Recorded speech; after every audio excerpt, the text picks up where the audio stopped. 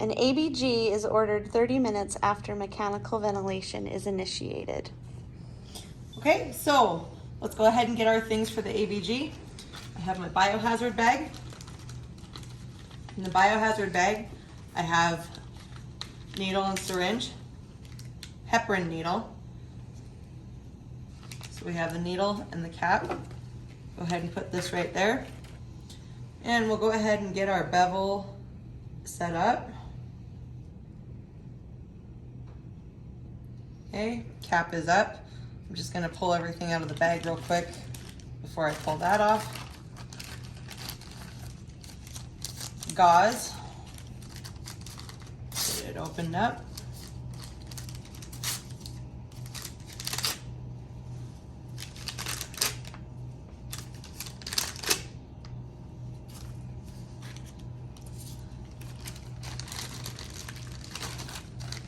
Alcohol swab.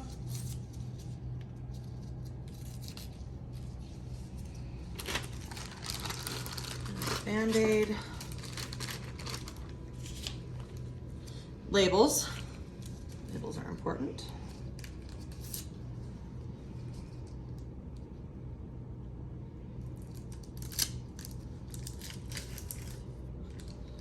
Okay.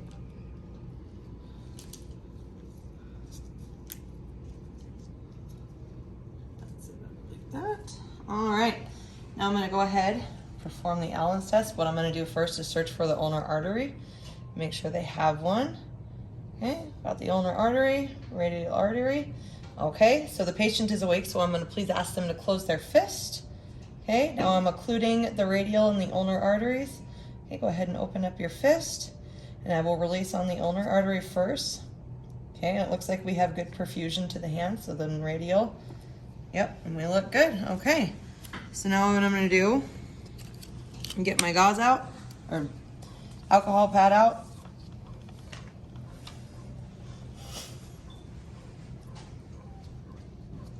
Maybe somebody already got an ABG.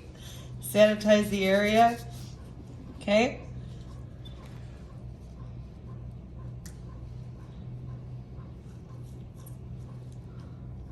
Feel for the pulse. Activate the syringe. And I know that we're supposed to get 1 ml of blood.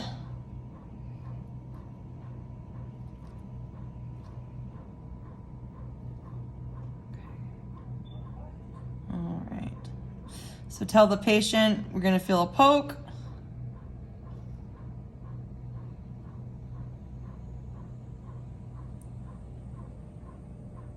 All right, poke.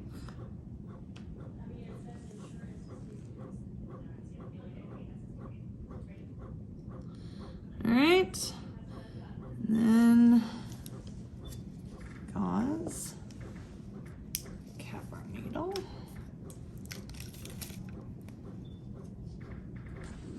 Take a Band-Aid.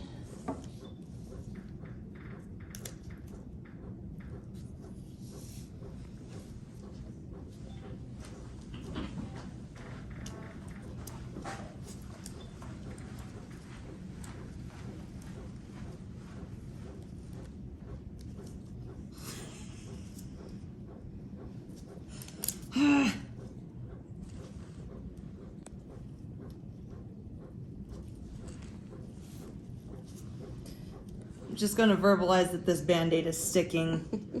Okay, so Band-Aid's on. We're going to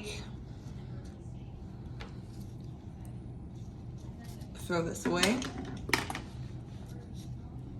Get this in there.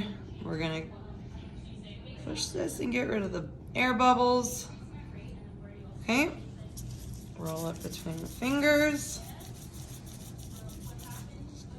And then label.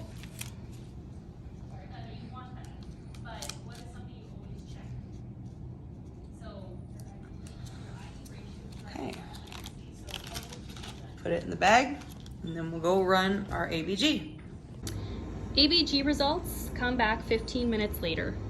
Okay, so we have a pH of 7.25, CO2 of 73, an O2 of 56, and a bicarb of 24 with our SpO2 of 89. So this patient is in uncompensated respiratory acidosis with severe hypoxemia, and I say this because his O2 is only 56 and his bicarb is still within range, sitting at 24, so he's uncompensated and everything else is out of whack. So what I want to do from here is I'm going to go ahead and adjust the frequency, sorry. So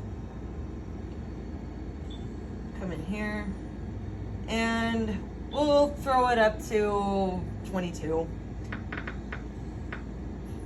Okay, so now my I to E ratio, my I time is still 0.9, and I'm still within my range on my flow. On my I to E ratio, I'm still at 1 to 2 because it's 1 to 2 to 1 to 1 to 4. So I'm still within range on that, so I'm just gonna go ahead and keep it right here. Another ABG has ordered after 1 hour. Okay. So after an hour, so here's our next ABG. So our pH is 7.34, that's coming back into range. CO2 is 41, that's back in range. O2 is 53, that's not good. Our bicarb is 26, that's going out. And our O2, SpO2 is 88. This patient is in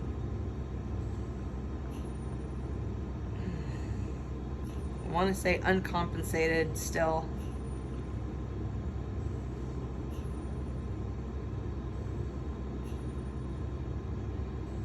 I'm going to say this patient isn't partially compensated because the pH is not quite, it's almost there, but the pH is not all the way there. So it's partially compensated respiratory acidosis with still severe hypoxemia. So since we're still that low for our PaO2, I'm going to go ahead and adjust the PEEP. So right now our PEEP is at 5. Let's go ahead and throw our PEEP up to 8. Let our patient adjust to something a little bit higher. We don't want to go a high number. We don't want to go more than 3 right away. So 5 plus 3 is 8. So we'll go a PEEP of 8 and then see what that does for our patient.